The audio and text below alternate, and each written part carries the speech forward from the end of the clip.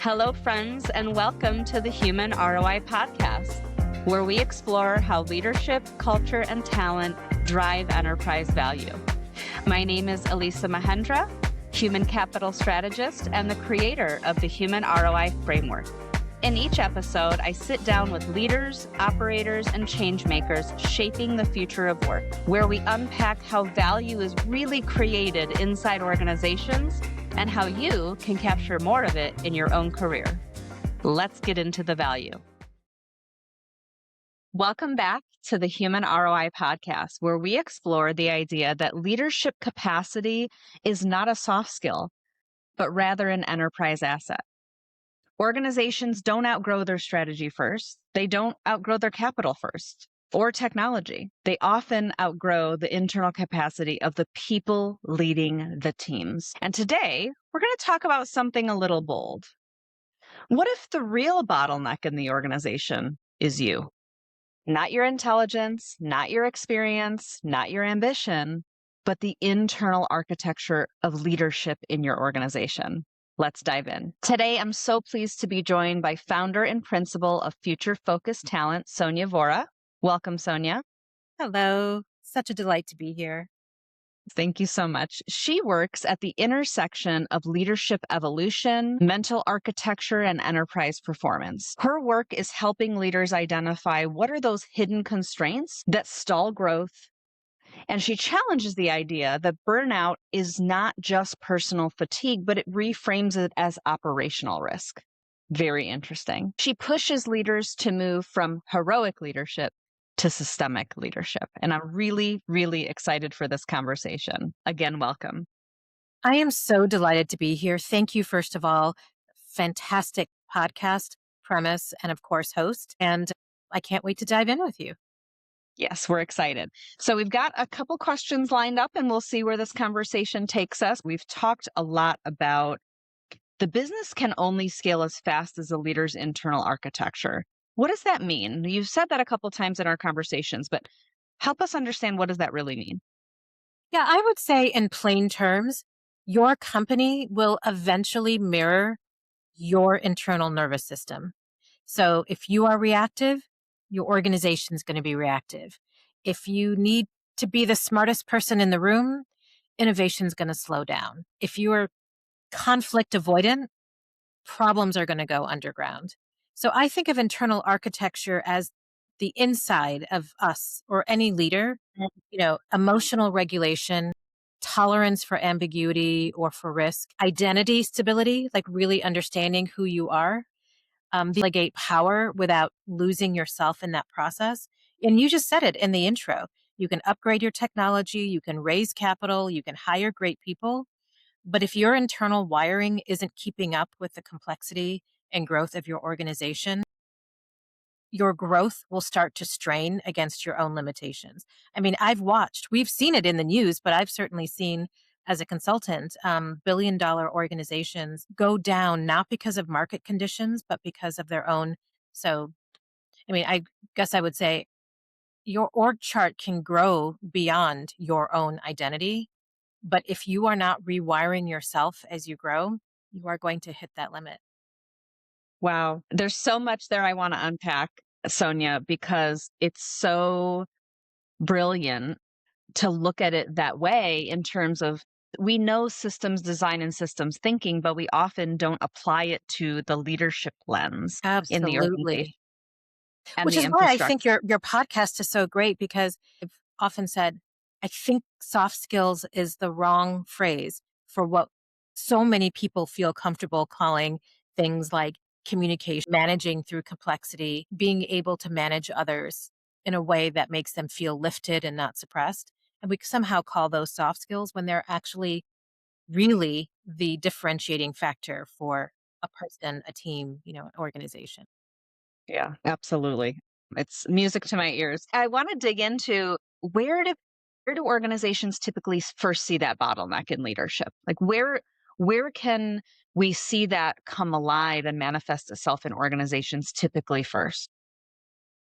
I'd say it shows up in three places. I'll name those places and then describe them. One, decision velocity.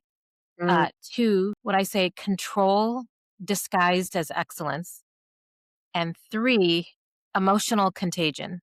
So starting with decision velocity, if all things have to come through you, you're obviously the bottleneck. Momentum stalls, teams falter. Control, which we'll talk about, I guess this is going to come up a couple times. Control disguised as excellence. I think a lot of people, whether they're founding a company or they're a leader in a company, they build their company through high standards, through sheer willpower, personal horsepower, but that starts to become micromanagement at scale. And then finally, emotional contagion. And we've all been in organizations, but if the leader of any size, small team, whole company, is anxious, burned out, scattered, the Mhm. organization absorbs it. And we've seen it in studies for decades, but I think even Gallup's most recent poll talked about how managers are the single biggest factor impacting team engagement. And also, they are amongst the most burned out employees in any organization. So when that strain is coming from the top, the entire organization will feel it. Yeah, it's interesting that you share that because I recently was also coming across some research that said 66% of employees in organizations are burned out today. That ripple effect in the organization and what that looks like. Um, so you talk about burnout and what I love, and I was kind of grinning a little bit because I think early in my career I thought, well, this is the magic sauce if my personal horsepower was high, right? Yes, So I think leaders who are often high performers, I mean, we know this in our time of talent management strategy, but the best managers and leaders are not always the best individual performers. So you promote because of that high ability to churn out a lot of work because of personal horsepower, but that does and can lead to that burnout. So, can you absolutely. talk a little bit more about how that has a ripple effect through the organization and the performance of the organization? Yeah, it just, as you were asking that question, I just read this McKinsey report from a couple of years ago for this other project that I'm working on. It is extremely expensive emotionally and financially. I mean, I think we can just call that. That McKinsey report was talking about organizations with really strong well-being programs report 23% higher productivity and I think it was 28 or so percent less absenteeism. But Mm, basically, we've heard a lot of organizations in the last couple of years talk more around mental health or things like brain fog, or even in work terms, leadership clarity. mhm, And many are investing support in that in one way or the sure. other. But imagine the opposite. Imagine if those things aren't in place and a CEO who is exhausted. And again, I'm going to the top, but you can talk any level. Decision quality is obviously decreasing. Risk tolerance is becoming distorted. Short term thinking increases. Psychological safety decreases. And this is going back to like how the brain actually functions. Burnout decreases cognitive function. A stressed brain is more focused on threat detection than creativity. You cannot build a long-term strategy in a survival state. Yeah. That is how we I begin to see that cost flowing through a company. Yeah, I again, I was kind of grinning thinking back over my, 2 decades plus of experience and, thinking about personal experiences learning from leaders who are great leaders that pave the path, that light the way, and the Yeah. leaders who, through veiled high standards, Mhm. create a different type of culture and work environment in that example. You mentioned earlier this notion of both the kind of workhorse and high standards, and those are old stories that people what success means in the world of work. Can you share more? Because I really loved your perspective on this around how old stories that once served us later limit those leaders' growth as they Yeah. ascend through the organization. That was really, really challenging to what I've kind of heard in management research before. And I just love the concept and I would love for you to elaborate on it. Yeah, I mean, it's such a great question, and I know there's been a lot of work in this area, but, it very much stubbornly continues to exist. I have a unique story and then I think a universal one. The unique Sure. story is a woman that I worked with who was a division leader, later became an executive leader. At the division level, which was a very cohesive division that was kind of small and had a pretty united mission across the division, she became known as the devil's advocate, the challenger, the one who poked at conventional wisdom. And maybe that worked because the team, even though it was big, did a lot of similar work. It didn't fall into conventional wisdom, and maybe the team dynamics benefited from that. But when she moved to the executive level, things didn't quite work out in the same way. She brought that with her because she felt that's what gave her value and made her shine, and was in part responsible moving her to the executive level. But now she was peers with people who were experts in very diverse domains: operations, legal, finance, R&D, other product lines, etc. And so when she started poking holes, if you will, or being the challenger, it actually read as a little uninformed and immature. You don't even know what you're saying. So how are you poking holes? And you could see people beginning to roll their eyes when her digital hand went up, and everyone was like, so her CEO asked me to coach her, actually, and we just sat down for a bit, and she could tell something wasn't working. So it obviously starts always with awareness, to just talk about what she believed her value was. If that was a story that we could begin to rewrite as she entered into this new career path for herself. And sometimes holding up the mirror is half the battle. And if you don't or can't afford one or don't have a coach, those are some of the things you could ask yourself. You don't always need someone else to do it for you. The more universal one that I think many high performers experience is, I am valuable because I can handle more than anybody else. And in your early career, that is so rewarded, right? Exactly. Look who I'm looking at right now. Because that story creates visibility and advocacy and acceleration. And later it becomes overextension, and exhaustion is a badge of honor and proof of commitment. And, as you alluded to, I wrote about this, but I think the really important shift is to recognize it, to name it, and begin to move from a sense of urgency as a badge of honor to protecting your own capacity. You talked about that earlier, but that's the evolution. Like, the story that built your career is the very thing that could cap your leadership. Yeah, very, very well wrapped. The identity that you were so linked to for years could be the very thing that is hindering you from that next breakthrough or that next unlock. And you've talked about that identity and where it may have a bottleneck or barrier to decision making and innovation. Can you elaborate on it in that context? Yeah, it's such a good question. I mean, not every leader deserves the job they're in. I think we all know that. But those that do have often risen in the ranks because they're really good at diagnostics. They're good at figuring out nothing works perfectly ever, but they're good in the moment of saying, well, here's what I think is going on. There's a way to fix it. I'm capable of fixing it. I'm capable of following through. But the pattern sometimes is outwards. It's outwards. What's not working outside? Why is my team not performing? And the hard but important question is, what in me might be shaping this pattern?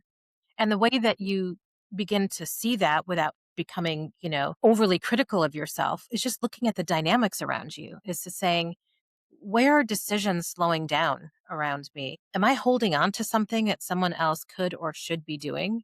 Are people bringing me real information or polished news?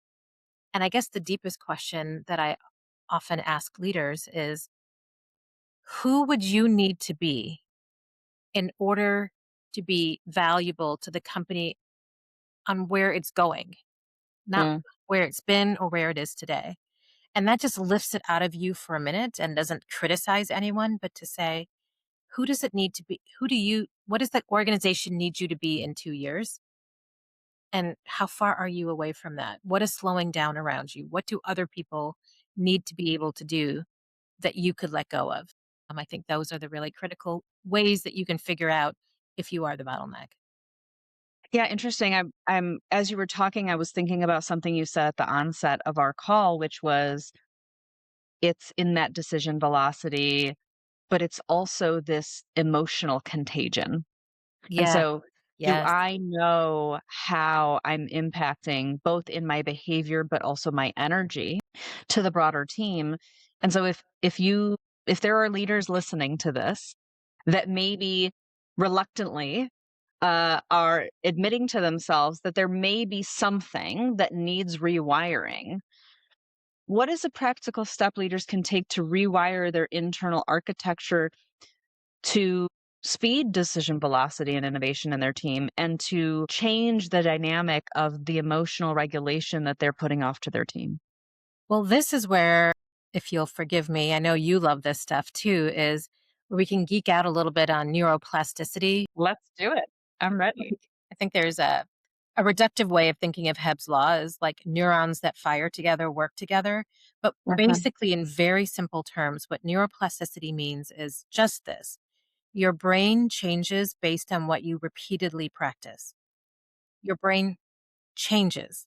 So, which means that in that way, leadership capacity, leadership skills, leadership approach is not fixed. It's trained and it can be retrained. And Mm, the most powerful way to do that is the pause. And that sounds really easy, but people don't do it because high performers are fast and they have built their careers on being fast. We answer quickly, we jump in, we fix, and we move on. But growth doesn't happen in speed, it happens in awareness. And mm, it is really hard for high performers to pause, which actually means stop. Stop before you respond, before you jump in, because it feels inefficient and it feels like a failure. And so that in that pause, in that breath, notice where that tension is, like your jaw, your chest, your deep breathing. We talk about this change management, mindfulness, leadership, like take one slow breath and ask yourself, what outcome do I actually want here? And allow that space to define the future. And I alluded to this earlier, but I guess I'll just keep repeating it because I think we talked about it's not abstract. Like stress is biological. It impacts how our brain operates. Chronic stress narrows the executive function. And that mhm. is what is responsible for judgment, for creativity, for decision making. So when we're burning through that really quickly, we're burning through our executive function. However, when you pause and put more energy into that, you can strengthen those same circuits. So I guess I would put it this way and say speed is a survival mechanism. Pausing is a leadership trait. Yeah, really, really powerful. When you were talking about that kind of speed to execution, the jumping into action, the making decision, it was kind of eliciting for me a visual of like a superhero of like, da da da, I have a cape on, I'm Wonder Woman, right? I'm coming to the rescue Yes. because I'm a fixer. And it reminded me of something that you and I talked about before the call, which is your notion of heroic leadership and historically what has been rewarded in organizations, which is to be the fixer, to be the I know everything, I can get everything done, versus this notion of systemic leadership and why that shift matters not at the individual level, but the organizational level and at scale. So, can you share a little bit about that dichotomy between the heroic leader and the systematic leader?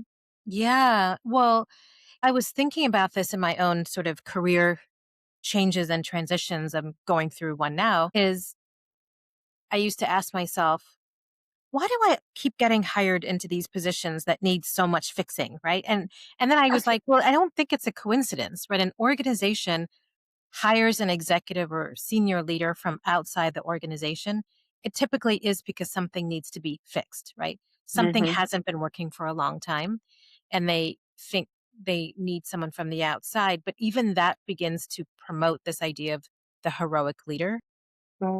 And there, so to come back to your question, yes, a heroic leader is going to say, I'll fix it. I'll jump in. I'm going to save this project. Not because they're egotistical. It's often what the situation demands. Hmm. But a systematic leadership will say, let's design this so it doesn't break under pressure. Heroic leadership creates followers. You know, someone comes in and saves the day, they're going to have followers. but systemic leadership creates more leaders. Mm. The heroic model works in a crisis, but if you're in crisis mode all the time, you are going to burn out your organization. Systemic leadership, this is talk about building leaders, Mhm. promotes clarity, judgment, decision making, creativity without constant adrenaline. I guess the way I think about it and the way I have felt in my career is that after the crisis, but you're still pushing the heroic narrative, it means you are on a sprint that never ends. But if you can manage to build systemic leadership, and again, it can't just be that leader, because now we're back to heroic leadership. But if you're in a position where you can bring others together to promote the benefit of systemic leadership, that's like having a flywheel that can keep turning even when you leave the room. I guess if you think about it this way, neither are bad, but one is short term. Heroic leadership burns bright. But if you really want to burn long, Mm. have to build systemic leadership into your culture and your organization. Yeah, and it's interesting because as you're talking, I'm thinking back to what you said again at the onset, which is that continued heroic leadership, those leadership sprints, if you Yeah. will lead to that burnout, which then leads to a different type of system for which you're operating. And you never kind of regulate that dysregulated nervous system and the emotional contagion that's spreading through the organization, right? If I can Well, tie that up. you're tying it together beautifully in ways that I had never really thought of before, but that's exactly right. It becomes the classic self fulfilling prophecy.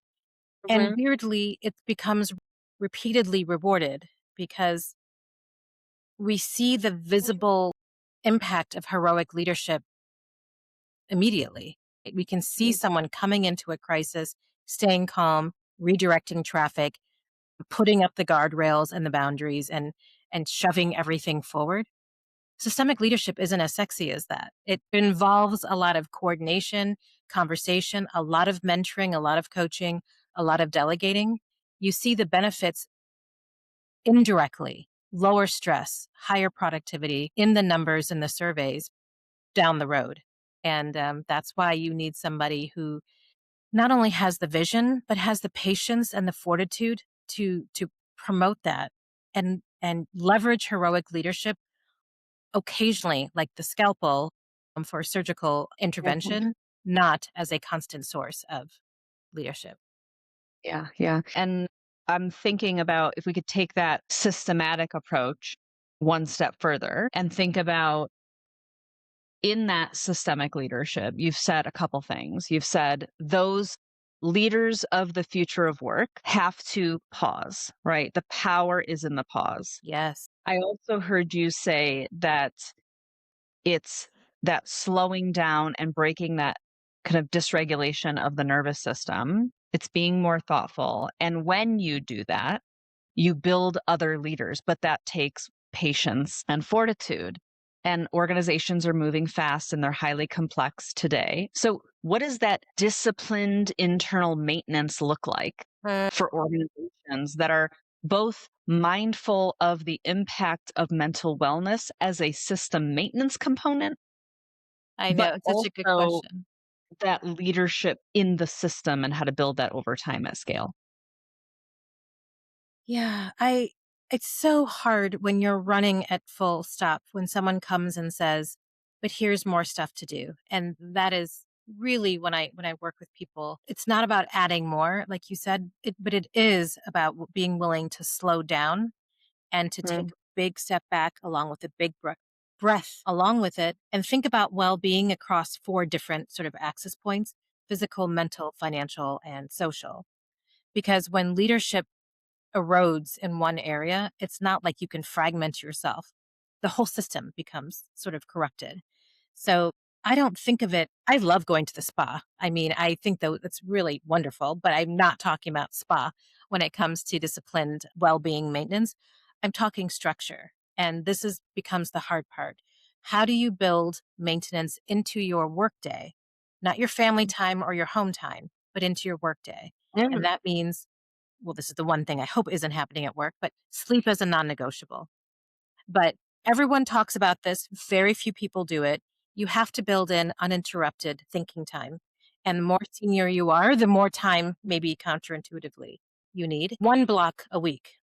Physical movement that regulates stress. Build in playtime into your week, not your weekend. And that I'm talking about 15 minutes. I mean, 20 minutes. It depends on where you live or what you do, but where you work, it might be playing with your dog or your kid. It might be doing a video game, playing checkers or chess, going for a walk. Movement is good. Walking into an art gallery for 10 minutes, but it exercises different parts of your brain. It actually is as good as a nap for your stressed part of your brain while activating your creativity. Have a real conversation with someone where you are not the senior or strong person. And if you're a senior enough person that you've got people working for you, then plan time with them once a week, once every 2 weeks, where it's not task oriented, but they're telling you, here's how we've got things under control. So you're not taking on the weight of, wait, am I sure that we're getting all those finances down? Am I sure we've got the risk and safety mitigated? And you could say, okay, actually, those things are actually being managed. Every meeting doesn't have to be problem solving. It can be what's going well, what's going right, and it can take that off your stress load, because all of this stress, which is a physical thing, not abstract, it's biological, is impacting how your brain functions. As we've been saying repeatedly, creativity is declining, patience is shortening, leadership capacity is going down, and that is what organizations run on. You will see that stress, that chronic stress, biologically before you see it show up strategically. So, to your point, pick 1 or 2 of those things every week, invest a half an hour in your work week in order to lift that off of you, and don't wait for the breakdown. Yeah, that's a great reminder, something that not enough leaders do, certainly. They don't, and they're not rewarded in any way for doing it. If someone sees that half-hour block on your calendar and someone's calling the executive assistant like, I just have to get in front of them. It'll only take 5 minutes. We know literally nothing takes 5 minutes at work, and they overrun it. So you have to be the one that says, think of this as me being in surgery or somewhere that you cannot reach me. I am not available for 30 minutes. The hardest person to keep that sacred is yourself. Of That goes course, back of to the course. rewiring. I'm not jumping into every single crisis. I'm not the heroic leader. I'm the leader who wants things to run even when I'm not in the room. If that's my mindset, then you can afford half an hour to 45 minutes a week. Yes. Brilliant. Sonia, thank you so much. I have one last question for our listeners because I think it's been fascinating to hear about all the work that you're involved in. I think they're all connected, but really interesting, deep work. So, what our listeners may not know, aside from the coaching and HR consultancy practice that you have, you've also written a book and are an author. You're the Chief Strategy Officer for Brighter Days. You Yes. have a Scale and Soul community. If people Yes. want to follow along with your thought leadership and your brilliance and all the deep work that you're doing, where can they start?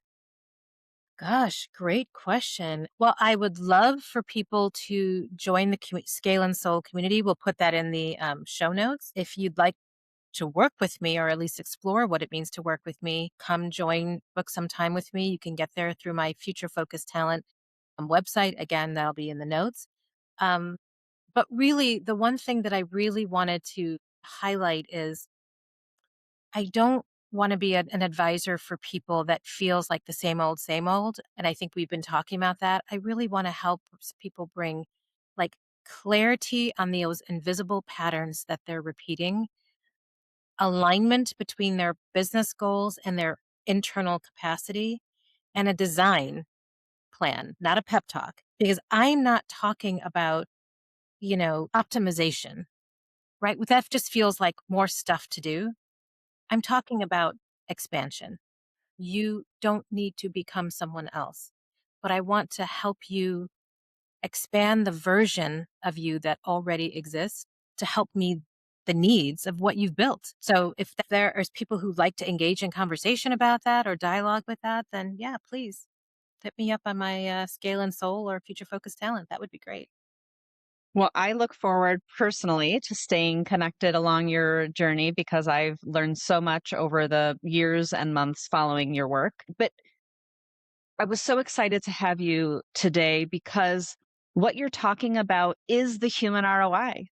It is why this Absolutely. exists. It's the return that's created when leaders mention their internal capacity, not just their external strategy. So well said. Organizations who do that well are going to be the winners. So, for those listeners, if this conversation resonated, share it with other leaders who need it, even subtly. And remember that evolving your internal architecture isn't indulgent, it is the strategy. If this episode made you think differently about how value is created inside organizations and the return you're getting on your career, share it with someone who needs to hear it. Subscribe wherever you listen, follow along on our LinkedIn newsletter, and leave a review if it resonated. Thanks for investing your time. And until next time, keep investing in what creates real value.